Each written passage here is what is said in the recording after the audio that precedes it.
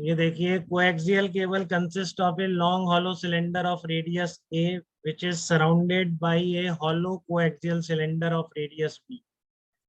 दोनों सिलेंडर हैं, तो आपको self inductance per unit length of such a cable बतानी है। तो बिल्कुल वैसा ही है जैसे कि आप कैपेसिटेंस निकालते हैं, तो आपको ये थोड़ी नहीं बताता है कि इतना चार्ज दे रहे हैं तब कैपेसिटेंस बताओ। तो रखे हुए हैं कॉन्सेंट्रिक स्फीयर इनर रेडियस या आउटर रेडियस बी, उनकी कैपेसिटेंस आती है 4 pi epsilon naught a b upon b minus.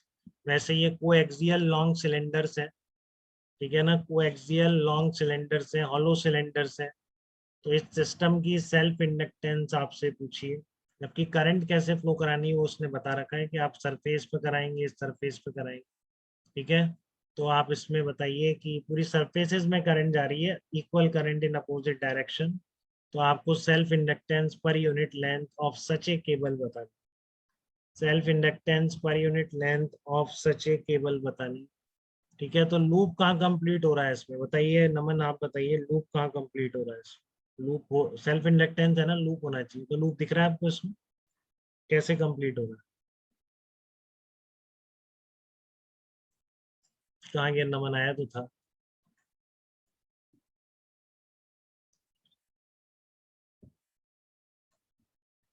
हाँ वही इनफाइनाइट सही है, दोनों आंसर सेम है, आपको पहले का भी यही है, दूसरा भी यही है, कि आप इसको इनफाइनाइट पे जाके क्लोज कर सकते, ठीक है ना। तो अगर आप कहते कि इन दोनों में सेम डायरेक्शन में करंट है तो फिर सेल्फ इंडक्टेंस नहीं निकलेगी बेटा, ठीक है ना। तो फिर कोई सेल्फ इंडक्टेंस नहीं निकल सकती इसकी, अगर दोनों सिलेंडर्स में करंट आपने सेम डायरेक्शन में, फिर लूप ही कंप्लीट नहीं होगा। अभी लूप क्यों कंप्लीट हो रहा है, ऐसे जाएगी घूम के वापस ऐसे घूमती रहेगी लूप, ठीक है।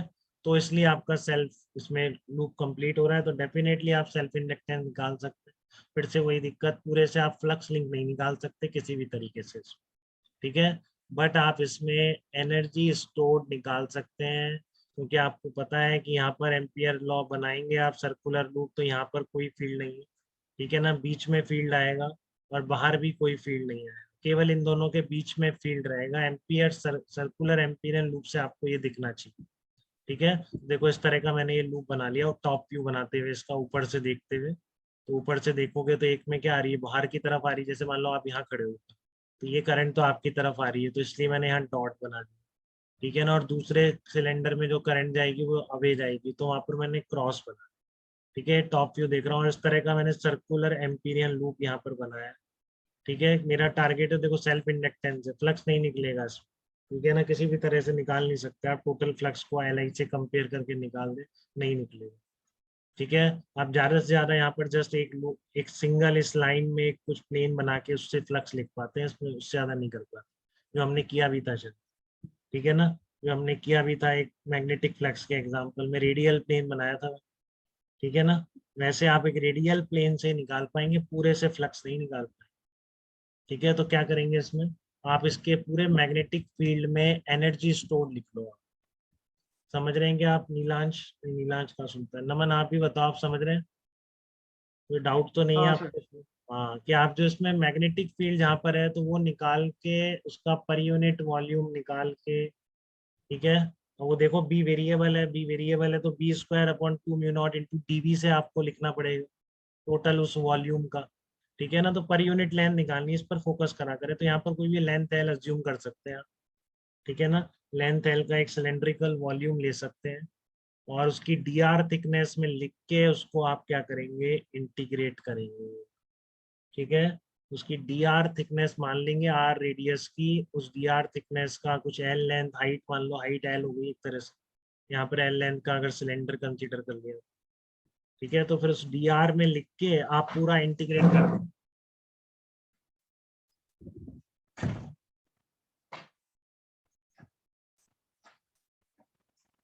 ये डी आर में लिख के आप उसको क्या करेंगे, इंटीग्रेट कर देंगे, तो आपका टोटल एनर्जी निकल के आ जाएगी। तो यही इसलिए इम्पोर्टेंट है वो आपका b square upon 2 mu naught, नहीं तो कोई तरीका नहीं था आपका सेल्फ इंडक्टेंस निकालने का, ठीक है। तो देखिए आप कैसे करेंगे, तो आपका सबसे पहला वही है कि यहाँ पे फील्ड तो निकालो बीच में, तो ये रहा एम्पीरियन लूप, तो कर दो आप b into 2 pi r, current enclose कितना होगा, पूरा ही करंट एनक्लोज हो जाएगा, इसकी पूरी सरफेस में जो करंट चल रहा है, पूरा ये जो बाउंड्रीज बनाई है ध्यान से देख लो अरियन, फिर पूछोगे आप इसमें, ठीक है ना, कि ये पूरा आपका एक सरफेस है जिसको क्लोज करने वाला है एम्पीरियन लूप है। तो इस सरफेस को क्रॉस करने वाली करंट क्या है, पूरी करंट ही क्रॉस करेगी। ठीक है, तो इसलिए आपका आई एनक्लोज में कितना आ गया, आई एनक्लोज में कितना निकल के आया, आई निकल के आया। तो यहाँ पर फील्ड इंटेंसिटी सेंटर से स्मॉल आर डिस्टेंस पर कितनी आ जाएगी, mu naught I upon 2 pi r. तो ये पहला स्टेज था आपका फील्ड लिखना। तो क्या सक्सेसफुली क्रॉस कर लिया गया आपने पहला स्टेज, बताइए, या किसी को डाउट है? मोरांश, कोई कंफ्यूजन आपको फील्ड इंटेंसिटी लिखने में? ये अलग से भी आ सकता है, ठीक है, ये नो फील्ड इंटेंसिटी तो अलग से क्वेश्चन बन के आ सकता है। ओके बेटा, गुड। नंदनी, कोई डाउट तो नहीं बेटा आपको इसमें?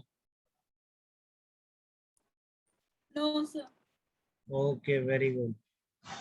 तो आपने फील्ड निकाल लिया। देखो इंडिविजुअल भी आ सकता था एम्पियर्स लॉ में क्वेश्चन, एक सिलेंडर इधर है, सरफेस में आई करंट जा रहा है, इसमें इधर जा रहा है, तो बताइए बीच में फील्ड इंटेंसिटी क्या है, तो वो निकाल लिया। अब आपका पर्पज है इस तरह का वॉल्यूम का कोई वॉल्यूम बना लिया, ठीक है ना।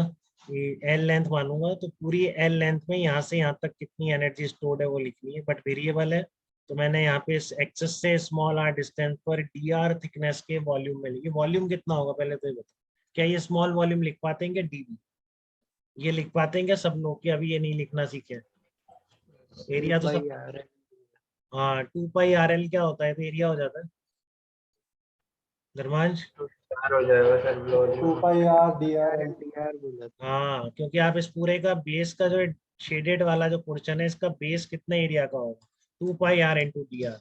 ठीक है ना, तो आप सिलेंडर में भी तो ऐसे लिखते हो ना, सिलेंडर का वॉल्यूम क्या होता है जो आप 10th क्लास से रट रखा है, क्या होता है वो, पाई आर स्क्वायर इंटू एल नहीं होता, नीचे का बेस एरिया ऊपर की हाइट, तो जिसमें एरिया, इसमें वही एरिया कितना आ जाएगा, 2 pi R into D are आ जाएगा। ऊपर हाइट कितनी है, एल। ये थोड़ा इंपॉर्टेंट है, इसमें पता नहीं बच्चे गड़बड़ कर देते हैं कहीं, तो आप तो उन बच्चों में नहीं है, या आप भी गलती करेंगे। बताइए, B square upon 2 mu naught into D V, तो डी वी आपका है 2 pi R into D R into L. ठीक है, तो B square upon 2 mu naught हो गया आपका ये mu naught I upon 2 pi R का square upon 2 mu naught D V 2 pi R into D L. तो कुछ बचा नहीं है अब, शायद कुछ बचा क्या इस प्रॉब्लम में? आर की वैल्यू कहाँ से कहाँ तक वेरी कराएंगे आप, बताइए? स्मॉल ए से बी तक वेरी करा दें, इससे सारे ये डी आर सिलेंडर कवर हो जाए। तो इस एल लेंथ का जो वॉल्यूम होगा इनके बीच में दोनों सिलेंडर के, उस पूरे में आपकी एनर्जी स्टोर्ड आ जाएगी, इतनी आ जाएगी, म्यू नॉट आई स्क्वायर एल अपॉन 4 पाई ln b/a आ गई आपकी। ठीक है, तो आप कंपेयर कर लो इसको हाफ एल आई स्क्वायर से, और L/L पर यूनिट लेंथ कितना आ जाएगा, म्यू नॉट अपॉन 2 पाई ln b/a। ये पहले वाले का आंसर भी यही था, कि पहले का तो एल में नहीं था, इसका एल में। क्लियर है आपको? ये दोनों स्टैंडर्ड प्रॉब्लम है बेटा इस मेथड के एप्लीकेशन के, हाफ एल आई स्क्वायर के, और इसको इसी मेथड से करेंगे। बहुत जगह कर रखा है, आप खुद ही समझ जाएंगे, उनका मेथड एकदम गलत है ही नहीं मेथड। ठीक है, यहाँ पर मेथड यही है कि पूरे वॉल्यूम में एनर्जी स्टोर लिख लो, उसको हाफ एल आई स्क्वायर से कंपेयर। ठीक है, क्योंकि कहीं भी क्लोज लूप है, उसकी सेल्फ इंडक्टेंस एल है, तो आई करंट चलने पर उसमें एनर्जी स्टोर कितनी होती है, हाफ एल आई स्क्वायर ही होती है। ठीक है, तो यहाँ तक सेल्फ इंडक्टेंस निकालने की बात थी। सर्किट में अप्लाई करना भी सीखेंगे, उससे पहले हम म्यूचुअल इंडक्टेंस सीख लें, उसके बाद हम करेंगे सर्किट में कैसे इस इंडक्टेंस को यूज किया जाता है। ठीक है, अब म्यूचुअल इंडक्टेंस क्या होती है वो देखेंगे। पहले यहाँ तक बता दीजिए बेटा, इन दो प्रॉब्लम्स में हाफ एल आई स्क्वायर जैसा बिल्कुल उसका आ गया था कृष्णा का एग्जैक्ट है। वेरी गुड, ठीक है ना, तो ये आपको सबको आ गया कि नहीं है? प्रथम नहीं, याद नहीं रखना, याद कुछ नहीं रखना है, ठीक है बेटा, याद नहीं रखना है बिल्कुल भी, ना इसका याद रखना है ना इसका याद रखना है। याद बस हाफ एल आई स्क्वायर और ये b square upon 2 mu naught मत भूलना। अपना इलेक्ट्रोमैग्नेटिक वेव्स में यूज है इसका वो, ठीक है ना, इतना सा ही इलेक्ट्रोमैग्नेटिक वेव, छोटा सा ही चैप्टर है। तो न्यूमेरिकल पार्ट जो मेनली अब तक आया है, एक है जो अभी तक आया नहीं, एनसीईआरटी का ही पोर्शन है, बट पता नहीं पूछते ही नहीं, कभी पूछ सकते हैं। तो एक तो वो पार्ट है, दूसरा पार्ट यही है जो पूछते हैं। ठीक है ना, एनर्जी डेंसिटी इलेक्ट्रिक, क्योंकि उसमें दोनों होते हैं, इलेक्ट्रिक फील्ड भी होगा मैग्नेटिक फील्ड। तो energy density, average energy density, ये सब इसी टर्म में बात करेंगे अपन, half epsilon naught E square और B square upon 2 mu naught. ठीक है, चलिए तो अब हम म्यूचुअल इंडक्टेंस की तरफ बढ़ रहे हैं।